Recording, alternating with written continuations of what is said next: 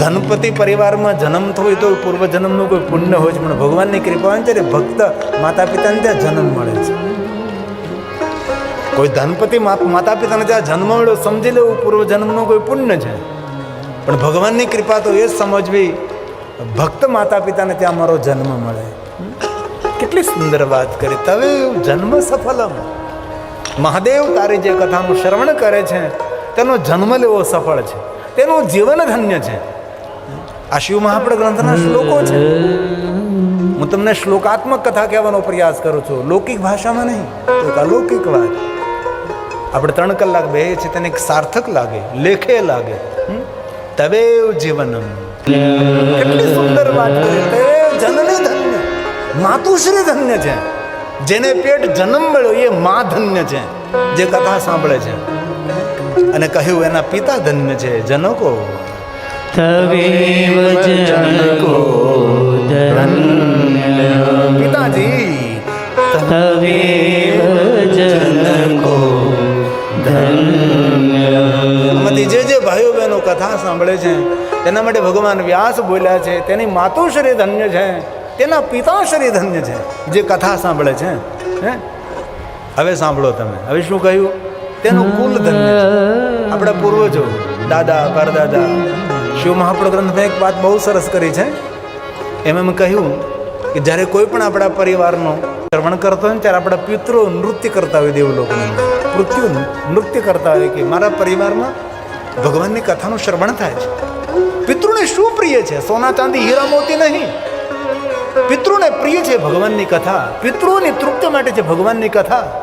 એટલે જ્યારે આપણે કથાનું શ્રવણ કરતા હોઈએ છીએ ત્યારે પિતૃલોકમાં નૃત્ય કરતા હોય છે. એક લોક છે પૃથ્વીલોક, પિતૃલોક છે.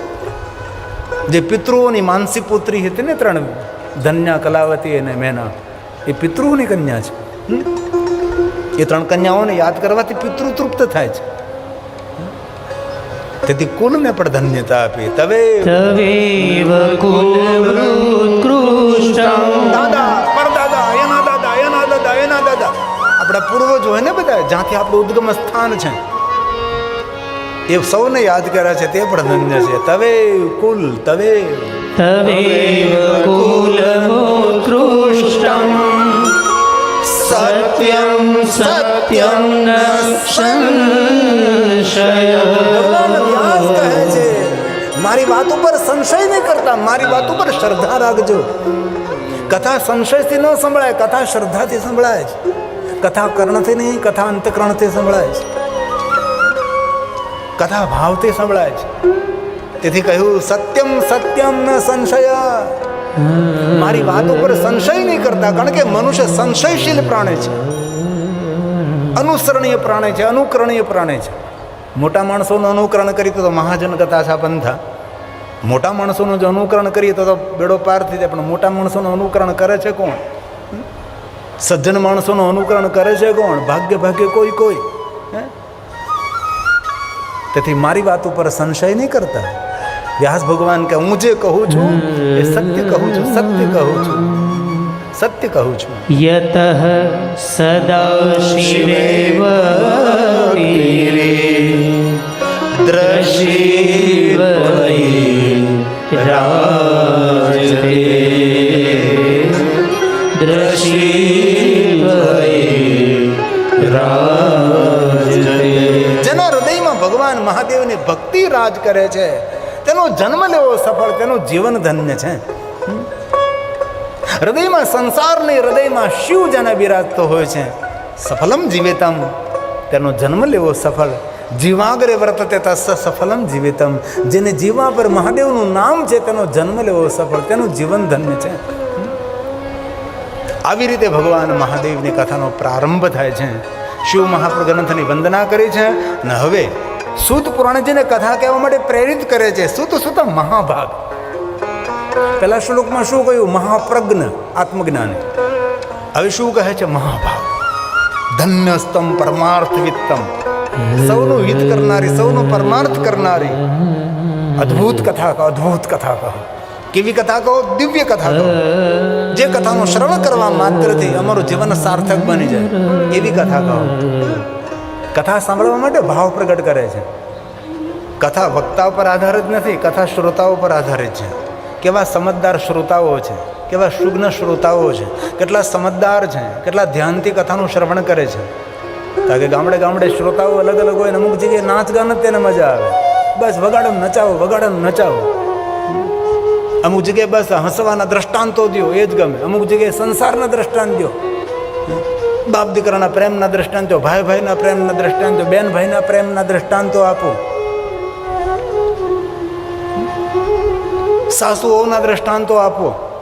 હવે સાસુઓના દ્રષ્ટાંતો અપાય, હવે એટલા વક્તાઓ સાસુઓના દ્રષ્ટાંતો આપી આપીને જતા રહે તો સાસુઓ સુધરી નહીં. તો હવે શા માટે પ્રયાસ કરવો જોઈએ? એમાં કોઈને સફળતા મળી જ નથી ને. તો એ વિષયને મૂકી દઈએ આપણે. હવે તો ભગવાનની કથાનું શ્રવણ કરે. હવે કથાના કપાટ ખોલે છે, કથાના દ્વાર ખોલે છે. હે સુત પુરાણજી, હે મહાભાગ્યવાન, હે મહાભાગ્યવાન. કથા કહેનારો પણ મહાભાગ્યવાન છે, કથા સાંભળનારો પણ મહાભાગ્યવાન છે. કથા સાંભળવાથી પુણ્ય ન મળે, કથા સાંભળવાથી મહાપુણ્ય મળે છે. કથા અદ્ભુત નથી, મહાઅદ્ભુતામ કથા, મહાઅદ્ભુત કથા છે. કથા સાંભળનારો ભાગ્યવાન નથી, મહાભાગ્યવાન છે. અને આપણે સૌ જાણીએ છીએ ભગવાન શિવની પૂજા નથી, મહાપૂજા છે. શિવની આરતી નથી, મહાઆરતી છે. શિવજીનો પ્રસાદ નથી, મહાપ્રસાદ છે. શિવજીની રાત્રિ નથી, શિવજીની મહાશિવરાત્રિ છે. હમણાં આવશે મહાશિવરાત્રિ ઘણી વાર. हे महाभाग्यवान, हे महाभाग्यवान, हे महाभाग्यवान. सुनिए जरा भाव से. सूत सूत महाभाग्यवान, धन्यस्त्वं परमार्थित. સૌનો પરમાર્થ કરનારી, સૌનું મંગલ અને કલ્યાણ કરનારી ભગવાનની કથા કહો. કેવી કથા? અદ્ભુતેયં કથાનિયા શ્રવિતા કૃપયા શ્રાવિતા કૃપયા. અમારા સૌ પર કૃપા કરી, અમારા સૌનું મંગલને શુભ કરનારી, અમારા જીવનને દિવ્યતા આપનારી ભગવાન મહાદેવની કથા કહો. હવે કથાનો પ્રારંભ થાય છે. કથાના કપાટ ખોલે, કથાના દ્વાર ખુલે છે. હવે કથામાં આપણે પ્રવેશ કરશું અને સુંદર સુંદર કથા આપના સમક્ષ કહેવાનો પ્રયાસ કરીશું.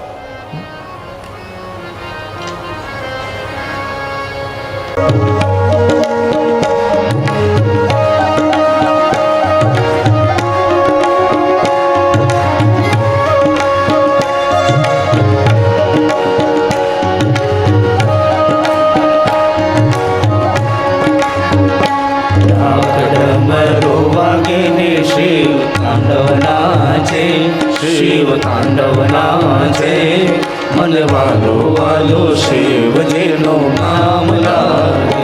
ડાક ડમરો વાગે ને શિવ તાંડવના છે.